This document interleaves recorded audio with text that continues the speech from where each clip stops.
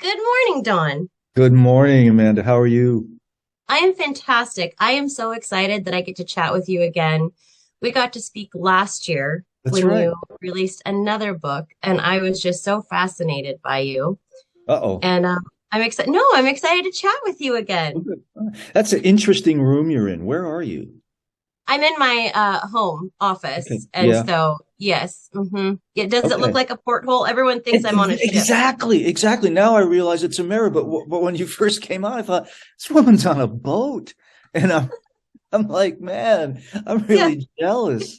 I thought you're sailing around Seattle Harbor, and, yeah, I'll do an interview or two, and then go out yeah, and get the sun and go fishing or something. Yeah. yeah. I'm expected on the Lido deck in 10 minutes. So, There you go. Did you ever watch Below Deck? That silly. uh-uh. Oh, you should. Yeah, yeah, yeah. About these luxury yachts, these luxury mega yachts, and the crews that work on them. Yeah. Yes. Oh, I've seen clips. Yeah, I could never work for people like that. No, God, no, no, no, no. I No. kind of did, because I led safaris for years, Yes. photographic safaris in Kenya. And occasionally you'd get those kind of clients, and we called them pet the lion clients because you were tempted to say, go pet the lion. They love that. Particularly the cubs. Go pet the cubs because the mothers love when you do that. Anyway, I think I haven't had much sleep and I've had a lot of coffee. So I'm going to shut up and let you ask questions. No. I love chatting with you. You're so incredible. You're so busy. Like I don't understand how someone can write so much. And it's not just like drivel that comes out and you're like, and here's another book. Pay me, please. Like this is incredible substance stuff. How Well, do you do it? How do you do it? the first drafts are drivel. I have to tell you that. Um, you know, I write a lot of drafts. I'm Yeah. constantly rewriting, and so the first drafts are pretty bad. They really are. But as I go on, hopefully, then I'm crafting and cutting and Yeah. sandpapering and all kinds of things to hopefully produce something that a reader's going to enjoy. So do you just start to I feel like I would have so much to say that might not make sense, like you said, but just kind of get it out there. Do you find that dictating it helps you get it out faster? Do you type it on a typewriter? I mean, what is your process? I type it on a Mac laptop. Do you I can't really? dictate. I wish I could because you get wicked carpal tunnel after Yeah. years in this career. So I wish I could dictate, but I just lock up. I just go. Really? So the dictation tape would, sound like some, farm animal in its last moments. Uh, Maybe a new series for you. I'm not trying to like short a pigeonhole you. no, look, someone once said, and Michelangelo said something similar, I think, but there's an old martial arts saying, and it goes, how do you carve a tiger? And the answer is you take a big block of wood and you cut away everything that doesn't look like a tiger.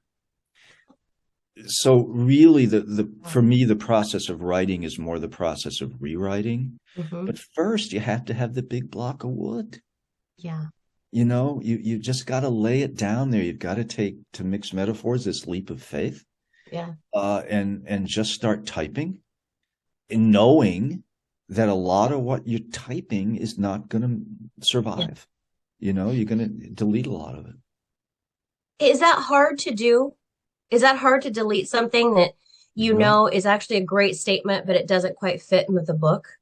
no, it's not, because of your answer is in your question, because it doesn't fit with the book, and your goal is to make the book better.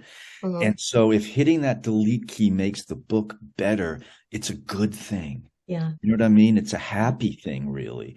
Listen, I've hit the delete key on 300 pages, right? Have you really? Oh yeah. Oh yeah. More than once. Because, sometimes I'll write a big segment of a book and set it down for a week or so and come back to it. And then I read it and go, yeah, that's terrible. That's not the story. You got it wrong. You need to see that through another character's point of view. Or one time I wrote 300 pages of a book in the wrong location. Right. And I went, oh, this story doesn't work here, but it would work there. Oh my gosh. Boom, delete key, and the key though is, no pun intended, to start over right away. Yeah. Like, right away. Like hit the delete key and start typing. Do not pass go, do not collect $200, because then you'll start sulking and feeling bad for yourself, and that's not a good thing. Yeah. I call that a Tuesday around here. So tell me about City of Dreams and what this chronicles. It's the second in a trilogy.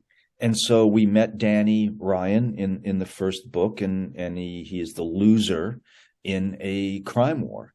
And so book 2 starts 20 minutes after the end of book 1, when Danny's on the run with his senile old man and his infant son, and everyone and his dog is after him and wants him dead. The feds, the cops, the mafia.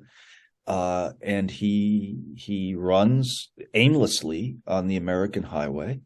And as one does, you run out of highway in California, and that's where he ends up. Wow. 20 minutes after the last book ends. I love it. Yeah.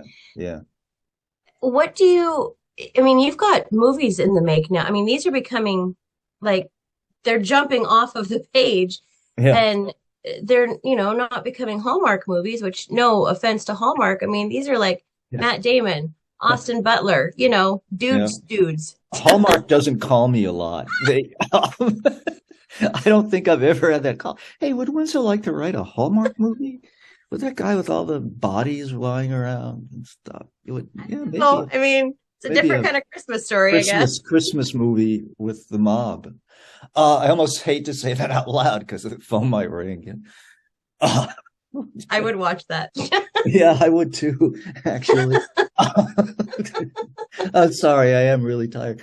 Yeah, listen, I've been so lucky, Amanda. It's ridiculous. And so lucky with these 3 books, because Sony has picked them up to make 3 feature films. In fact, I was with those people last night, and Austin Butler is going to star in them. And I think we're frozen. Hello. I think Amanda is frozen. Amanda? I think Amanda's frozen. Oh, there you are. Sorry. They're doing work out here, and I think they probably are messing with internet. Either you were frozen or you're just holding very still. Nope. That's never happened. Amanda's playing some sort of private game, like, how long can I hold perfectly still during an interview? And they'll think the screen is frozen. It's not even my picture that's ever up there. It's literally me just holding a pose. That's it. It's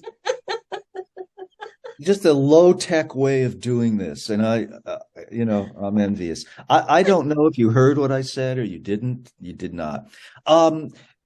Very, very lucky. Sony Pictures has picked these 3 books up to make 3 feature films starring some kid named Austin Butler, who I think was nominated for an Oscar for Elvis. Something like that. That's pretty exciting. And I've been talking with him. Really smart guy. Mm-hmm. I think really understands the character, and a really nice guy, by the way. Yeah. Oh, good. That's always, us women like to know that. The men that we have posters of, we're like, oh, good, he's not mean. That's why I told you. Because I knew you'd be his mother. So I knew you'd want to know. Yeah. So that's exciting. And then FX Network's been filming a television series of my 3 drug books. So that pilot's being made, and there's some other stuff out there. So yeah, it's a good time. Don, I don't ever want you to retire, but do you ever think about what it would be like to not wake up and type all day long? I'm retired now. No, I am. Honey, you need to look up that word. That you are so busy. For a man who writes and knows words, you don't understand what that means. Wait a second. Let me click on the dictionary here. I'll probably lose you for a second. Listen, I have written my last novel, is what I meant by that. The third in the Danny Ryan and the City trilogy, mm-hmm.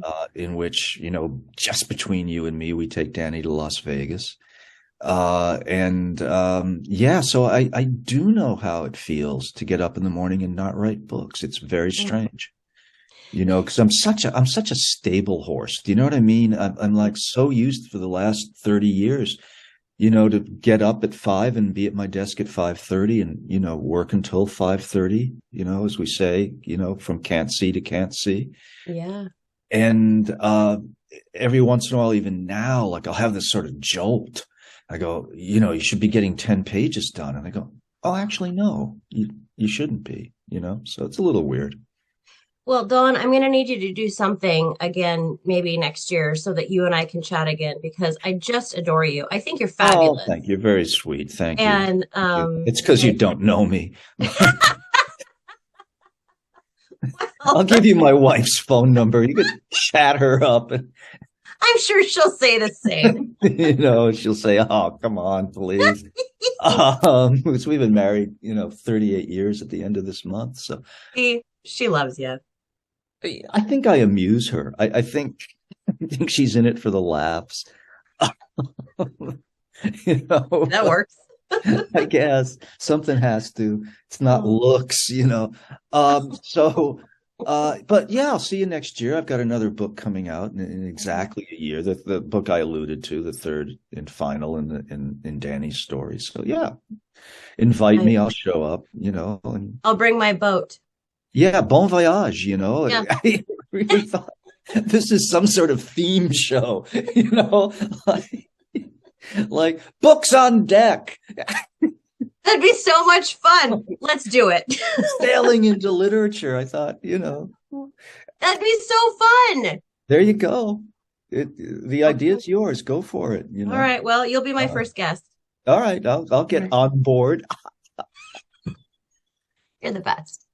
Thank you so much, Don. Thank you have an incredible day. This has been fun. And you go back to the little teddy bear or whatever it is you have there.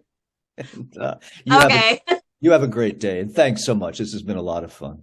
Good. Thank you, Don. Have a good one.